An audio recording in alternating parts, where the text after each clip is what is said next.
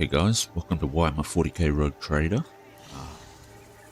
We are going to talk with Calligos Winterscale now, since we talked to Speaks with the Gods and we can't talk to She Who Leads Forward, so let's have a chat. A nice walk that, wasn't it, Stooge? You may have helped us navigate the living forest clutches, but don't let it get to your head. I would have managed by myself sooner or later. Sooner or later. I have some questions to ask of you. One day you two will grow sick of all the talking, and then you two will choose shooting Xenos on a wild planet over endless intrigue. Cheerful notes ring in Calligos' voice. Fine, we have plenty of time, so be it. I will give you a private audience. If dear Corda knew how close-knit we had become, she would have surely branded us conspirators.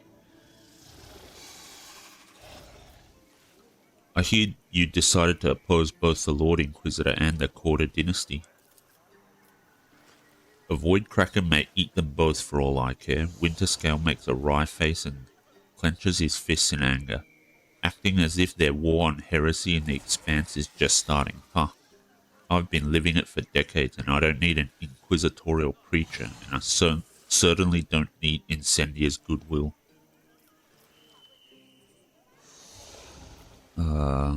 Let us discuss the Aeldari problem. You care about them that much, new blood? Calligos bellows in disdain. Go ahead then, try to convince me that the vile Xeno scum deserve the mercy of Calligos Winterscale. But remember, you only get one chance to try.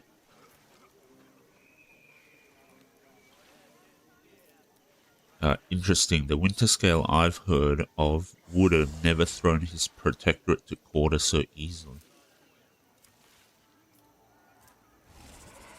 Would you perhaps agree to sell those Xenos to me? If you were to agree, you would have a rogue trader and the head of a powerful dynasty in your debt.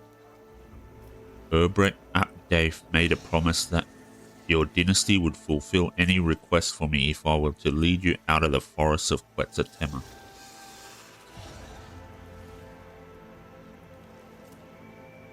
Let's try this one.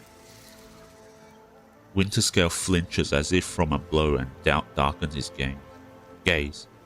Testing the boundaries, are we, Stooge? I like your boldness, but you shouldn't stick your head so far into the beast's throat. I shall consider your words, and that is all I shall promise.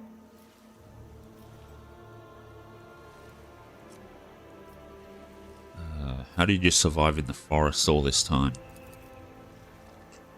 The forests of Quetza Temer are not like the jungles of Catachan, new blood. The only thing that could kill you here is your own stupidity, or an unfortunate coincidence in the form of a stray Xenos or a rare predator. Rainwater for breakfast, nutritious larvae for lunch, and fermented fruit in place of wine for supper. One could not wish for better hunting grounds. Calligos laughs, then falls silent, evidently unwilling to share the details. Stop calling me new blood. Maybe I will, maybe I won't. Wait around for a couple of decades, new blood, and let others get used to you. It is not often that we have a fresh new rogue trader in our circle. Tell me about Quetza Temer. Your inquiries are curious, to be sure. Quetza Temer is a planet with a rather dreary backstory. A long time ago, it supplied my great-grandfather with tons of succulent fruits and thousands of cargo containers filled with a special building fiber processed from the local forest. Population all lived in large cities a safe distance away from the tangled paths and trees, and then this quiet life was dashed by Xenos raids. They burned down the cities and shackled our people faster than our ships could help. In the end, the local governor ran away, leaving the remaining people at the beast's mercy, and the people in turn fled the big cities that attracted the Xenos. And that is how the forests that the rabble feared became their salvation. The planet fell into decay, there was no one to populate the cities, and there was no one to extract resources. Quetza Temer expected 3 new arcs filled with settlers to arrive from the Imperium, but in 500 years, not one of them has reached the Expanse. Do not turn your gaze to me, Elentar. It was not my kin who desolated this world. I've noticed that your people look utterly woe-begone while you do not have a single scratch on you. That means that my people are weaklings, and I shall change that soon. As for me, I have been of stout constitution since the day I was born. At first, Calligos shrugs his shoulders indifferently, but after looking closer at his companions, he raises his brows in surprise. It seems that the rogue trader just realized the validity of your words. I saw the corpse of your seneschal at the forest camp. The old man was a weakling, and that is why he's dead. That's what happens when you can no longer fulfill your duty to your master. Wharton grins in contempt, his entire being expressing his disdain for the seneschal. Calligos carries himself with an air of indifference, but the sudden furrows on his forehead betray his regret. Many fine warriors have perished on this hunt. Raise a toast to their name when you can. I need just a little more time. Okay. Oh, don't you trust me? Right, nothing else here. Okay, let's save it here, and we're going to the ancient totem. Can I talk to the dweller of the forest? Nope. Okay, let's go to the ancient totem then. Okay, after wandering around a bit in the maze, we're finally back at this this zone again. The unknown. So I think it's time for us to meet with the Aeldari. When we talk to Calligos, so it's probably what we'll do. Took a little bit of exploration to find our way back here, but we finally got here, and I'm probably going to cut out a lot of that loading screens and moving through the maze to get back here. So we can now actually, well, save it here first. And we can now talk to Calligos and meet with the Aeldari and finish, hopefully finish off this part of the quest. It's time to go seeking Aeldari. It's about time indeed, Stooge. Calligos gives you a friendly pat on the shoulder and summons his retinue with a gesture. It may take a while to find their trail, but Wharton here has a keen eye, and his sense of smell can rival any old dog, and we will do just fine. Especially with the forest being on our side now. Let's go, and try not to fall behind.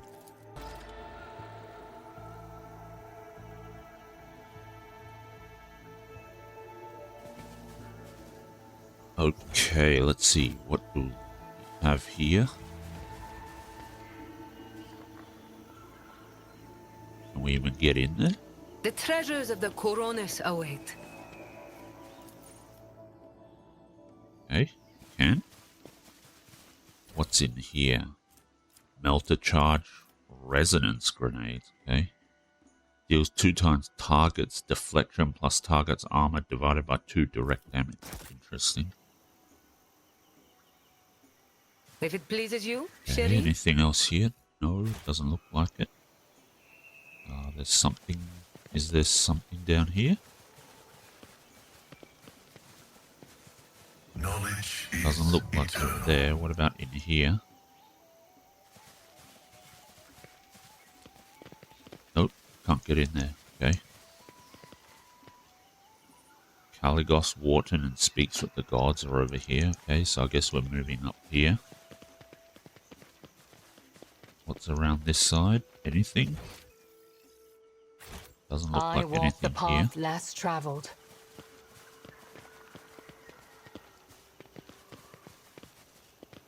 Huh, okay, there's a whole lot of these buildings, but we can't get in there. Alright then.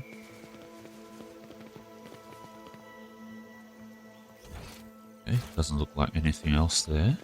That's fine.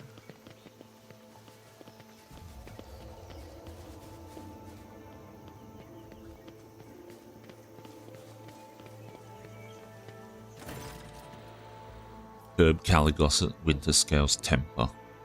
A stately Aeldari warrior steps forward, calmly looking at the intruders.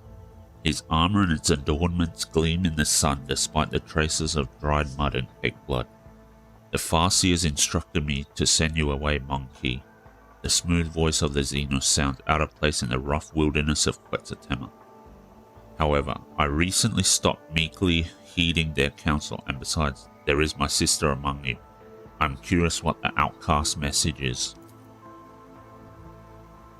Oh, Nocturne of Oblivion is here now. Interesting. Is this the same guy, or is it a different Nocturne of Oblivion? Not sure exactly. I guess we'll find out. Vain rhetoric, a masterful display. Your temper, brother mine, you ought to quell. Bravado has no place within this play. Indeed, the merchants prove this all too well. This actor excellent who did alight upon the stage, now that will this piece complete. By choosing a finale apposite, who shall survive and who their doom shall meet. Nocturne of Oblivion's mournful horn mask avidly tracks your face.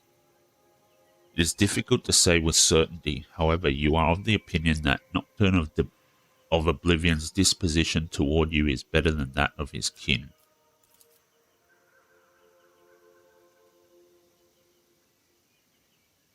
You stooge, but these Xenos bastards are giving me the creeps. The Calligos shifts his excited gaze from the Aeldari warrior to the solitaire and back. This one in the dappled motley. I want to kill him right now. Wharton the Grey bares his teeth in anticipation and clutches the hilt of his sword. Examine the Aeldari's camp. The Xenos made their camp among the ruins of an ancient city of the Imperium. Only the alien growths of the Xenotech and the wreckage of the Aeldari ship disturbed the picture of centuries-old devastation and rebirth. Despite the demonstrative ease, most Xenos are pushing themselves to their limit. They are exhausted, nervous, and frightened. Even if they hide it well, this may have eluded your companions, but not you. Nocturne of Oblivion, it has certainly been a while. What are you doing here? The solitaire bows theatrically. Okay, same thing. With embers glowing cupped in my two hands, I bear them through the deluge to the hearth. The Harlequin's metaphor implies he has been accompanying the surviving Aeldari for a while now. It is not clear to you what hearth he is talking about, but perhaps he managed to find them a new home. Attack. Nope, that's not what I want. I'm here to resolve this conflict peacefully. A tapestry complex is peace, and one that many threads demands for warped and weft. For this design, three wills together spun, its greed will sate in hands of weaver deft. The gruesome scars of past distrust bewailed, with compact subtle gauze shall now be veiled. Playing with your prey like a cat? Fine, new blood, you are still young. Just remember that patience is not my strongest suit. I do not think we have anything to discuss either, monkey. The deeds of your kin have spoken louder than words.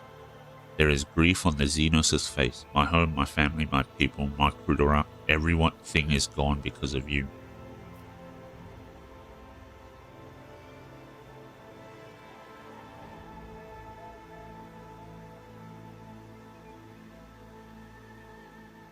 Your brothers and sisters are exhausted. You are trapped, and I'm the only person who can change that. The warriors behind the leader's back freeze in uncomfortable silence, but he does not appear to be taken aback by your words. You may be discerning, monkey, but only half of what you say is true. We did not attack this world, monkey. The last of Krudorak's children assembled once more to scour the master of flesh Tervantius from the memory of the universe.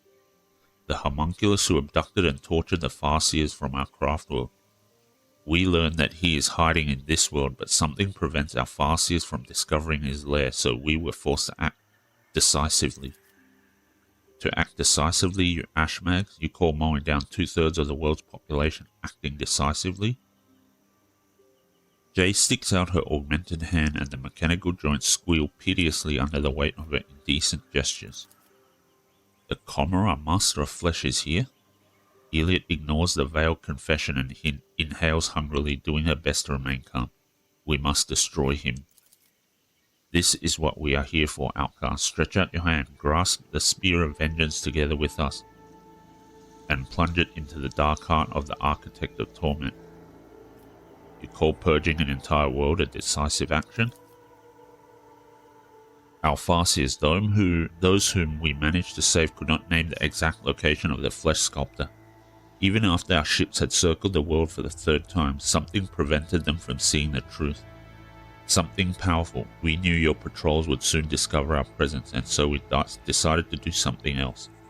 To exterminate the homunculus alongside the world he had chosen as his refuge. The monkey are flooding the galaxy at the speed of a meteor shower, and this world will repopulate. Eventually.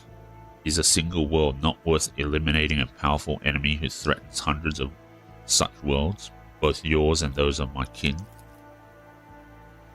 What do the Xenos and the fanatical zealots of the Imperium have in common? The answer is simple. Both are willing to sacrifice billions of their subjects. Sullen grin does not become Jay's face at all. Winterscale meaningfully raises an eyebrow, and you still deem him worthy of conversation.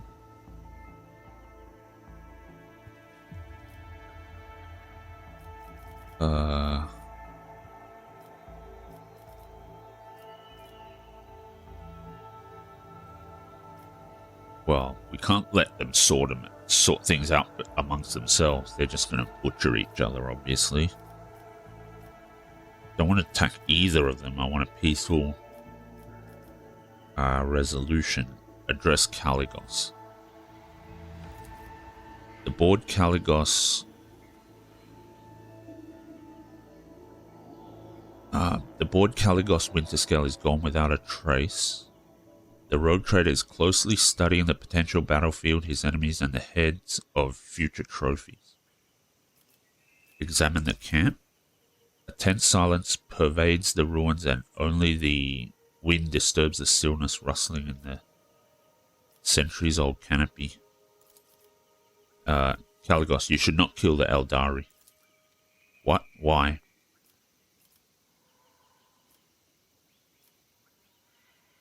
Well, not going to lie. You no longer see profit beyond the thrill of the hunt. You and these Xenos can help one another. It could work. Look at yourself, Calligos. You are becoming a monster whose only desire is to kill.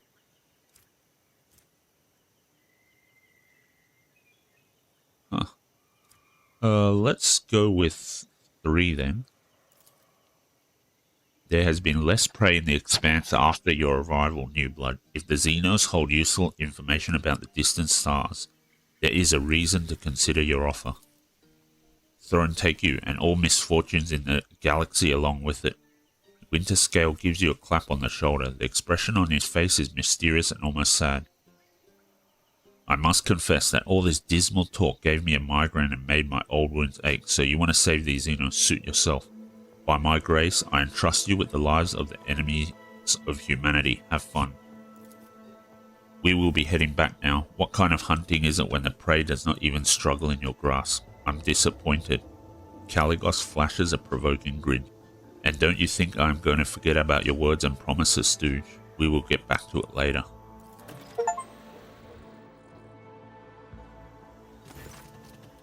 Eliot brushes a strand of fiery hair from her forehead and nods appreciatively.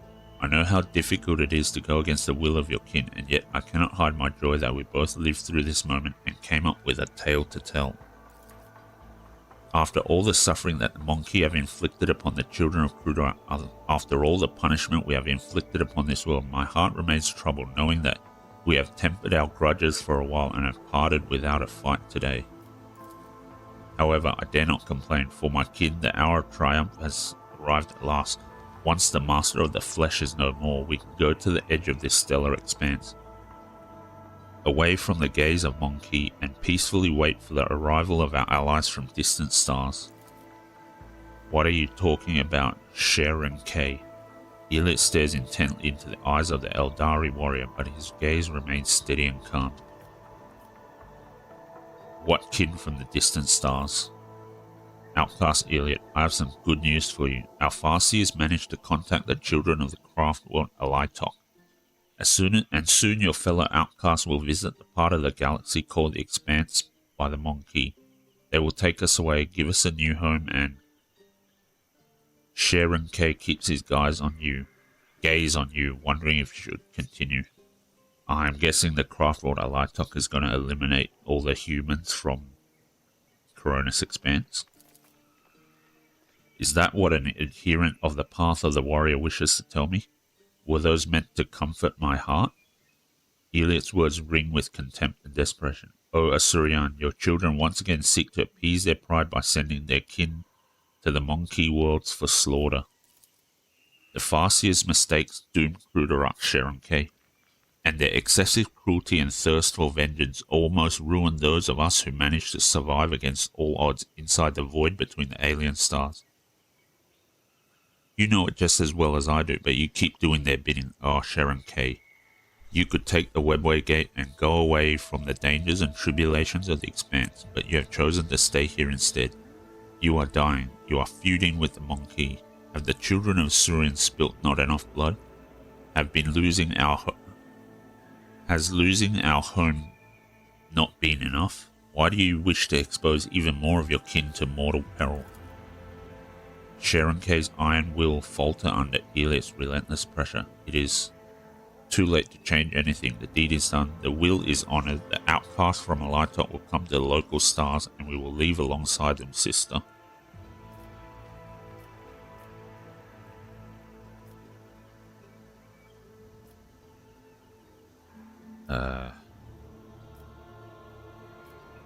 It was naive of me to hope that your intentions were free of trickery. I did not sign up for yet another war against the Xenos in the Expanse. Our Farseers paid an insurmountable price to contact the Craftworld located billions of stars away from here. Many of them perished to give the survivors an opportunity to be rescued, and I will not jeopardize the lives of those who remain yet. Are you saying there is another Aeldari Craftworld heading into the Expanse? May Asurian save us from this woe. Sharon K folds his arms on his chest in a graceful gesture, but the horror is obvious on his face. No, I will not allow another world to perish at the hands of the Monkey, even if this means forsaking my soul. And I'm not going to reveal all the secrets of my kind to you, Elantar. You may have helped us in the hour of need, but I trusted you at the outcast's behest. But I will say this. The warriors of Alitok will arrive at your stars. That is an unalterable truth. Eliot, the plan of your kinsmen is insane. Convince them to relent before it's too late. It will take the warriors of Alitok many years to discover the Webway Gate capable of bringing their strike force into the Expanse. Perhaps you will be too old by then, and on your deathbed you will hear the tidings of the children of Asurian coming to exact their revenge. For some reason, your words bring a faint smile to Eliot's lips. Worry not, Elantar. It is my turn to rescue you and your people. Rescue me? How? Like a forgotten shadow, the solitaire steps into the light and leans forward with interest, a spectator watching the culmination of an exciting performance. During the exile, I met many companions who temporarily joined me in my endless travels. One such companion was a fellow outcast who had already completed many paths. It was he who told me about the ritual of unity, an exciting opportunity for one's spirit to reach out and touch the infinity circuit of the craft world familiar to the Farseers who perform it. Sharon K said that the Cruderak Farseers have already contacted Alitok. This means I can too. Has the darkness of space driven you mad during the exile, sister? Sharon K recoils from Eliot as if from the scorching flame. Not even the ones walking the path of the seer with all their power risk joining the souls of the ancestors inside the circuit. They are wise and know that the ritual is perilous for the soul. Your chances of success are simply negligible. You would die before you achieved anything, and even if you would not, ask yourself fairly, why should the ancestors listen to a simple outcast? Like you said, Lightok is a world of my fellow outcasts. They are not going to hurt me on purpose, and this is giving wings to my hope. Look me in the eye, Sharon K. Do you wish to end the suffering of our kinsmen? I can see the reply in your heart. You must accept it and help me. Though Eliot's words are addressed to her kin, she is watching your reaction closely.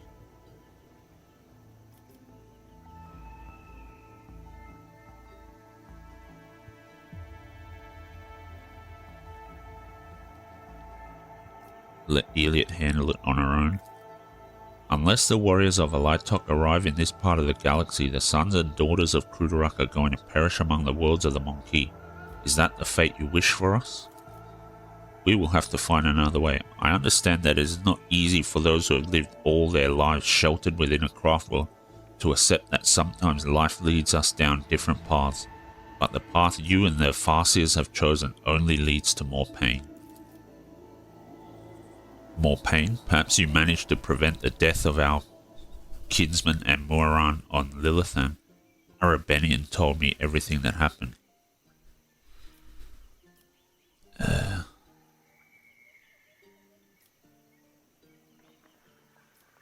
This is your life and your people, Eliot. I will stay by your side no matter what path you choose. Okay.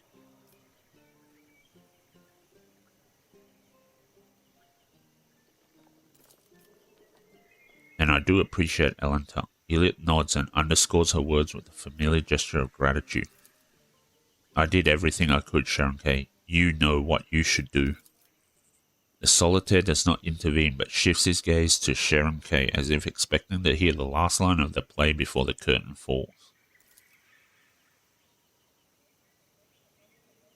May Asurion forgive his children. Sharon K. sighs and gestures to a few of his warriors. Fetch the Farseers. Tell them the outcast wishes to perform the ritual. We will wait for them here. Jeebus, okay.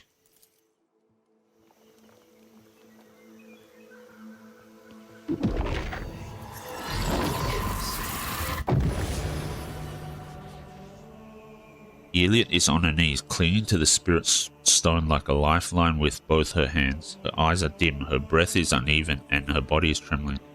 The rite has definitely gone awry. What have you done? Stop the rite? The rite of bonding is dangerous, and the outcast knew the price.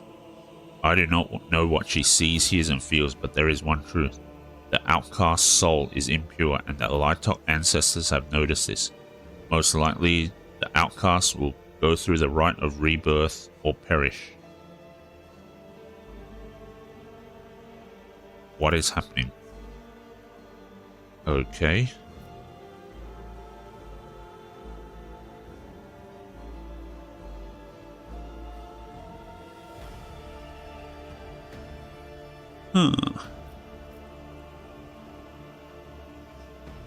Stop the rite. Get out of my way. If you won't help her, then I will do so myself.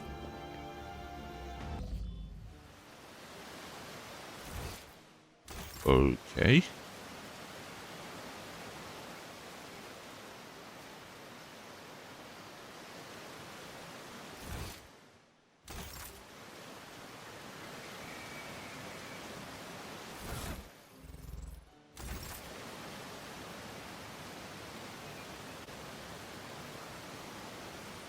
I guess we're in this, whatever this thing is. My poor little cousin, you were so desperate to save your spineless kin, yet all you did in the end was fail them, fail yourself, and even your curious companion, your Elentang. I failed them all. Could I have acted differently? Would it have mattered?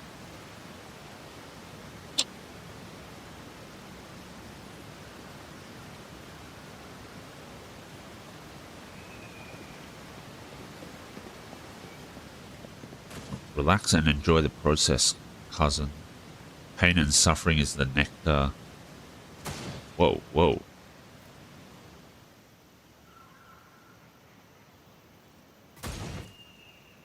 That is a lot of... Relax and enjoy the process, cousin. Pain and suffering is the nectar that will save your soul, not your paltry baubles. I paid the price in full. I have lost myself and even my meditation. Neither my soul nor my body may know rest now. I stumbled. I almost lost myself. I do not want to bring pain any longer, to myself or to others. Oh, Asurion, why would the Farseers do this? The Monkey are not the only ones to blame for the death of our home. Our own leaders condemned thousands of precious souls to suffering. I knew the Monkey would not have believed me if I had told them about the treachery of their loyal watcher of outsiders. They would have ended my path, my life, and the children of Crudoran would never have learned the truth, but would the Elentuck have believed me? I did not fear oblivion before knowing that my soul would one day become one with the infinity circuit of Crudoran and join my ancestors. But now I am shamefully afraid of every battle I have to face. The memory of a loss is always stronger than the memory of a gain, especially when you lose something as significant as a home or an entire world. Okay.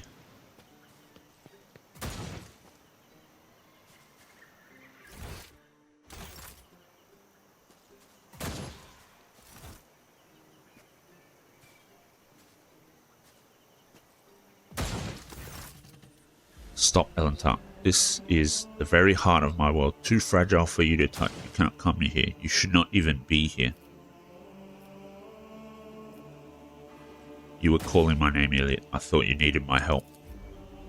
Oh, Elentuck, what have I done? I am still connected to the souls of my ancestors. It is dangerous for you to be here. Leave.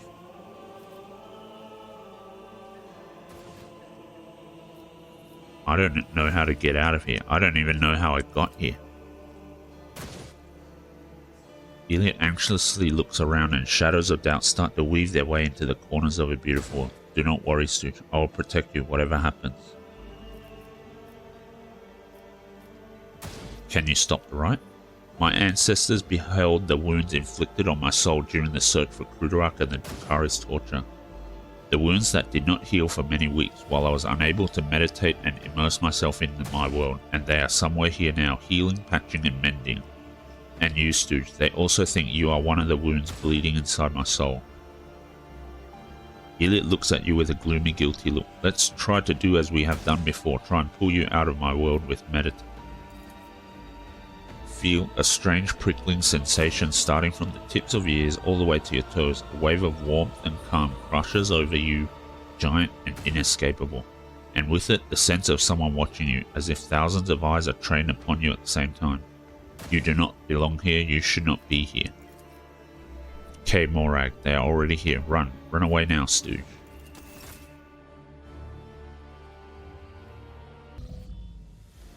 Foreign world spits you out like waste. Your head is spinning, your entire body aches, and every muscle burns with the strain. It feels as if the thousands of gazers that were following you in Iliad's world continue to watch you, evaluate you, judge you. The Crudorak Aeldari, shocked by your sudden return from the depths of another's world, approached slowly, observing you, and Iliad was just awoken. Stooge, are you alright? Iliad kneels over you, peering into your eyes with a worried expression.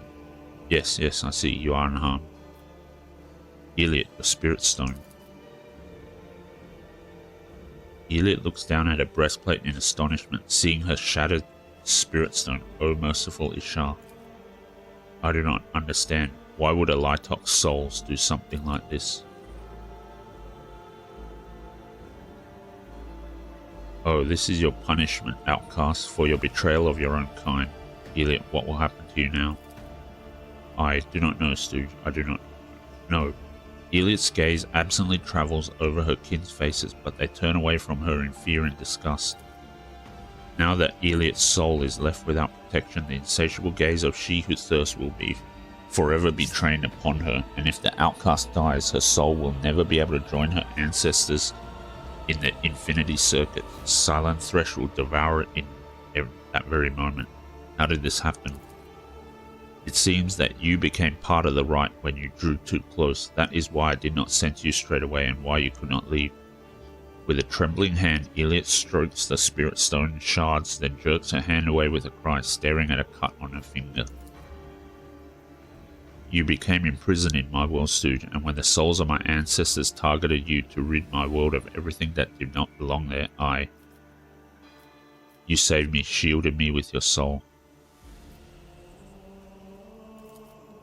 They would have healed my soul and made you disappear, but I did not want that. I will decide for myself when to walk side by side with you, and when our ways will part. The freedom to choose, even if the choice is dangerous and wrong. That is my path, Stooge. That is what I live and fight for. I told you that everything comes with a price, outcast. You have shielded Monkey from danger with your soul and ended up coming under attack of our ancestors. At least you survived the right. Tell me, were your words heard? Why is it saying Elite? Shouldn't that be Sharon K? I'm tired of the Farseer's blindness and my kinsman's hatred, Sharon K. All of the choices our people led only to suffering and the loss of our loved ones. I no longer wish to be an accomplice to somebody else's hatred and pay for the mistakes of the ones who were supposed to guide us toward the light, but led us into oblivion. I convinced my kin to divert the river of their anger. The outcast cohorts will arrive to the expanse, unseen and unheard, but not for the sake of war. They will find and take away those who remain, the last sons and daughters of Kudarak, and then they will leave the Monkey stars without a trace forever. The angry Farseers try to object, but Sharon K gently interrupts them. Brothers and sisters would not dare ask you for more, Elliot. I understand your choice, even though my spirit cannot fully accept it. Do you still hope to find the homunculus? The Aeldari produces an unknown Xeno device. The Farseers could not divine where the Master of Flesh makes his lair, for an unknown force is hiding him from the penetrating gaze of the Wise Ones. The children of Asurian have never encountered anything like this before. Having circled the world several times and having failed in our search, we ventured to unleash the pent-up fury on the planet in the hopes we would be graced with a fortunate accident. Alas, the fate of the Master of Flesh remained unchanged. The Farseers could feel the beating of his black heart, but were powerless to do anything. This is when our rangers began to deduce the coordinates of his lair based on the readings of the Wise Ones and the lands untouched by the fired weapons, and they would have succeeded if the Monkey had not attacked our fleet.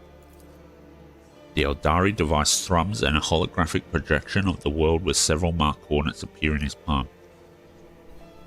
I will share the information I have gathered, for I hope that even a Master of Flesh will not be able to elude two pursuers at once. Sharon K signals his warriors and they start to gather. Our ways part here, outcast. Avoiding Elliot as best they can, the Aeldari scatter across the meadow and disappear into the shadows of the forest. She watches them leave, her fists clenched so hard that her knuckles are turned white. So ended the path of the outcast.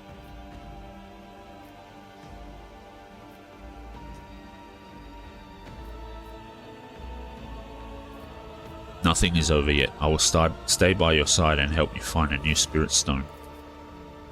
If only it were that easy, Elentak. One must know how to bond an empty spirit stone with a soul, intertwine it with one's inner world, and be able to contain it. Only the Farseer castes are capable of such a feat, but now my kin have turned their backs on me, and not for the first time. Let us go, Elentak. Let us leave this graveyard of doubts, unfilled hopes, and newfound fears together. Okay. Well, that's certainly very interesting. My own path.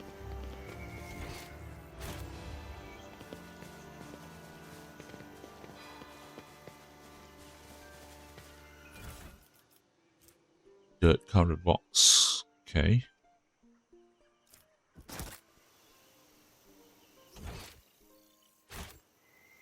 Where's the profit in this? I guess we're saving it out. That's not the ideal outcome, but I don't know if leaving Elliot alone in during the rite would have been helpful or not. So, yeah, not sure if that was the right choice, but it is what it is. Swin Kalan. It's an interesting weapon. Aeldari Farseer mesh armor. Okay. I guess that's gear for Elliot then.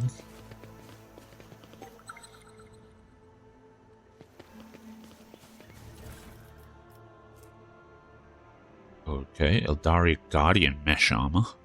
Interesting. That's pretty strong armor. While the wearer is adjacent to full cover, their dodge chance is calculated without considering enemy's perception value. Okay. How can one find the right way Is there without anything else his here? light? Nope, doesn't look like it.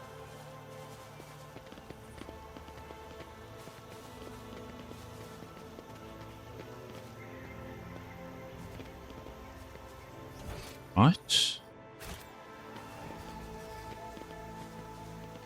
Can't talk to Nocturne. We can't talk to any of the... or can't talk to the Farseers or the Guardian either. Okay. I think we got what we wanted out of here now. I need to find the Let's answers. see. Locate the homunculus's hideout. Evidence of Homunculus Tavantius's presence has been discovered on Calligos Winterscale's world. The fastest way to reach the homunculus's hideout is by taking the ship along a parallel around the southern hemisphere. The officers have already added the approximate coordinates to the hololithic map of the planet. Okay. To the Von Valancius shuttle to the forest settlement. Okay, let's go to the shuttle then.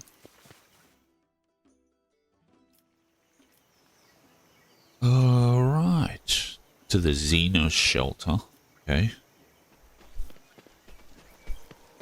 Void ship bridge. Alright. Ah.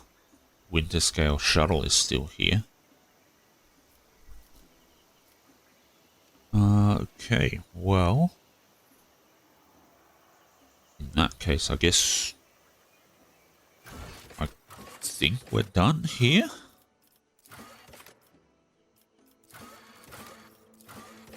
The door. Oh, that's right. We have to find the door too. All right. Okay, well, we might end up coming back here with Idira in the party to try and find the door so that we can progress her quest. I guess we're probably going to end up dropping Elliot then in that situation. But yeah, I think for now this is a good time to end the episode. It's been an interesting episode in terms of revelations and finding old enemies, old foes. So in the next episode, I think I'll probably go back to the Void Ship Bridge, and if nothing happens or no events kick off, then what we'll do is just go straight to the homunculus's lair to take him out, and yeah, that'll be the next episode if nothing else distracts us from that. So thanks a lot for watching, and I hope you'll join me in the next episode to see what happens. Thanks a lot. See you then.